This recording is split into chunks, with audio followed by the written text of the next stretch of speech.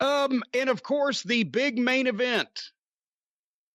And some things I like and some things I didn't. And I said I was putting this show over. This was a good show with parts in it that just aggravate me because they're unnecessary. But their main event guys and their top guys and the guys that they're really pushing that have a chance to get over are getting over.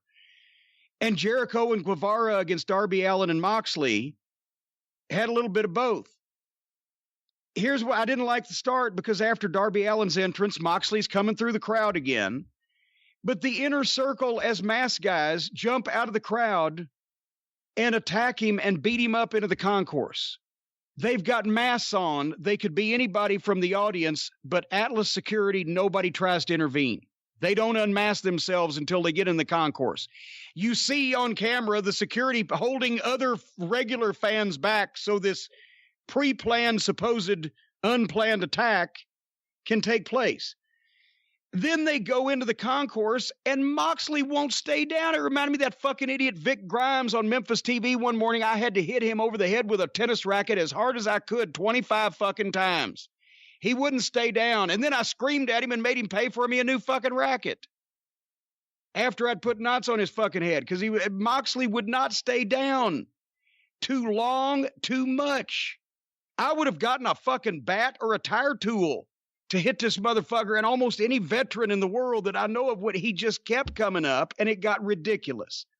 It distracted from whatever point they were supposed to be making here, which was hopefully get Darby Allin over as a sympathetic underdog, but now he just had to stand in the ring for 3 minutes at least and watch on a screen as his supposed tag team partner got beaten up 100 feet away. Over and over, and it wasn't like they hit him and they did something and they ran off where there was nothing that could be done. They're actively doing it while Darby Allin is standing in the ring watching the screen, and he has to stand there because he's not supposed to do anything else. And then they start the match where, of course, now he's agreed to take them both on, but now he looks fucking stupid, or it looks like, why didn't he go to help? He's over, and they've got something special with him, but this just made him look like a putz through no fault of his own. But then he cooks on both the heels, because now we're back in Jericho's in charge. I'm sure he was probably trying to telekinetically will fucking Moxley to stay his dumbass down in 30 seconds so they could get to this fucking thing. But now Jericho, you can tell, had a lot to do with this fucking match, and they made Darby Allin, it looks so good and such a better star. They let him cook for a minute, but then Guevara, and if you notice, Sammy was always the one to stop him. Because why does Jericho need to fucking stop him? Sammy can stop him. And they got heat on him, and Jericho gave him a little comeback, but then he got the walls of Jericho. And Darby Allin actually milked the rope break great, facially and with fucking gestures. And that was actually a halfway decent break spot, because now I'm interested. What the fuck, is this fucking kid going to last or not? They go to the break.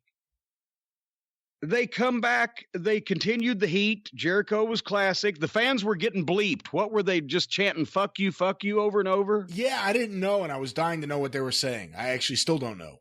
They're going to have to start coming out and telling, because TNT is going to get a memo from Standards and Practices just saying, hey, our fucking 7-second delay fucking guy is pissed. And it sounds like shit when there's no audio for massive parts of our program. They're going to have to tell their fans, keep it television friendly, because it's just going to piss off the network. But anyway, then Jericho and Sammy Guevara got the taunting heat on Darby Allin, where they didn't hit him with every move under the fucking sun, especially Jericho. He's wiping his feet on him. He's kicking him in the face. But they're not hitting this little smaller guy 2-on-1 over and over with double team moves or with big moves that he has to kick out of. They're getting heat on him by pissing the fans off and treating him like a piece of shit, which is what they were supposed to be doing.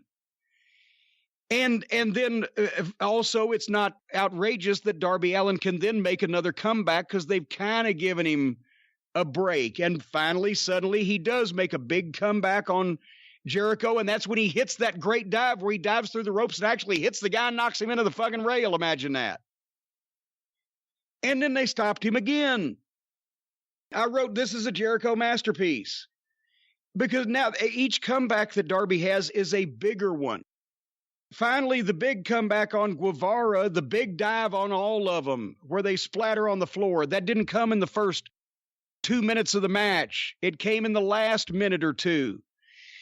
And all the heels fall down like fucking bowling pins, and he gets a big pop, and then he hits or goes for the big dive on Jericho. And of course, god damn, they've got to get their floor cameras, their producers, and their director all on the same page. And I don't know who all those people are, but they had the shot on one of the floor cameras of Jericho spinning and hitting Darby on the fly with the Judas, but they got a side floor camera shot of it, and you couldn't see what happened.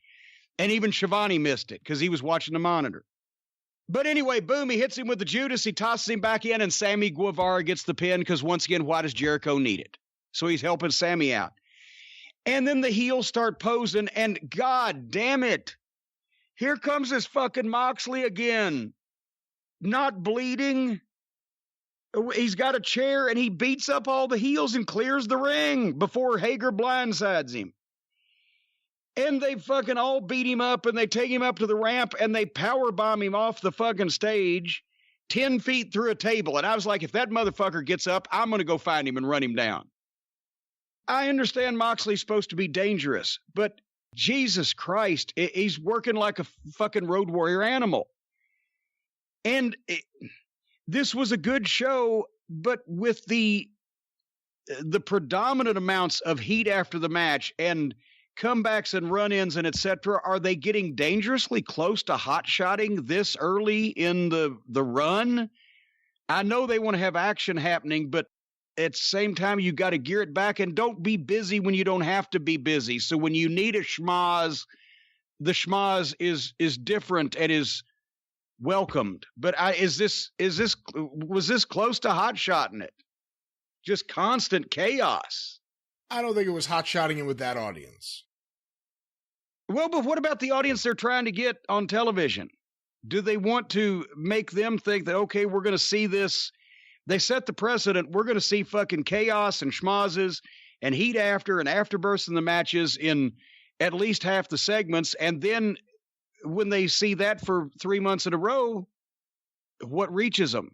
They have to do it in all the segments? I don't know how worried they are about, at this point, I don't know how worried they are about the audience beyond their audience. I think they're happy with their 900,000 or so, plus or minus each week, as an audience. And they're doing their show. And if TNT's happy with that and they're happy with that, that may just be what they're doing. Well, maybe Jake's client will be the answer to all of our problems. You know, who's it going to be? Shh, I can't tell you. Matt Hardy? No, it's going to be me. Yeah. Jake has finally got me a spot where he's going to pay me back for that fucking goddamn all those houses he walked out on 25 years ago in Smoky Mountain. You can finally turn on him.